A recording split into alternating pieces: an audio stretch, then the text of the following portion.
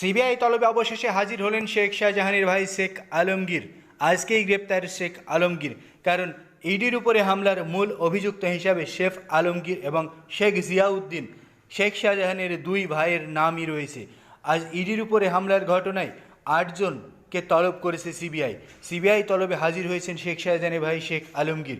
সন্দেশখালীতে ইডির উপর হামলার ঘটনায় শেখ শাহজাহান ঘনিষ্ঠ বেশ কয়েকজনকে তলব কেন্দ্রীয় তদন্তকারী সংস্থার। সেই তলবে সাড়া দিয়ে আজ শনিবার সকালে নিজাম প্যালেসে আসেন আলমগীর সহ শাহজাহান ঘনিষ্ঠ 6জন। ইডির উপর হামলাকাণ্ডে সম্প্রতি ফের সন্দেশখালীতে অভিযান চালায় সিবিআই। শাহজাহান গ্রেপ্তার হওয়ার পর ইতিমধ্যে এই মামলায় সক্রিয়ভাবে তদন্তে নেমেছে কেন্দ্রীয় গোয়েন্দা সংস্থা।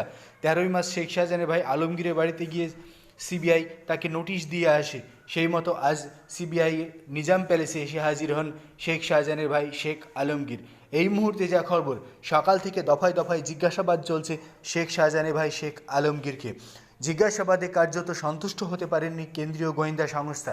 শেখ আলমগীরকে ইডির উপর হামলার ঘটনার বিস্তারিত বিবরণ জানতে চান সিবিআইয়ের জনৈক আধিকারিক, কিন্তু সেই ঘটনা নিয়ে কার্যত আমতা আমতা করতে থাকেন শেখ আলমগীর। এখনও পর্যন্ত যা খবর, সিবিআই তার জেরায় শেখ আলমগীরের দেওয়া উত্তরে সন্তুষ্ট হতে পারেনি। এই মুহূর্তের সবচেয়ে বড় খবর, এবার সিবিআই গ্রেপ্তার করতে পারে শেখ আলমগীরকে। তদন্তে অসহযোগিতার অভিযোগ তুলে হেফাজতে নিতে পারে শেখ আলমগীরকে। এই মুহূর্তের সবচেয়ে বড় খবর, নিজাম প্যালেস থেকে পাওয়া এইমাত্র খবর শেখ আলমগীরকে নিয়ে সবচেয়ে বড় খবর।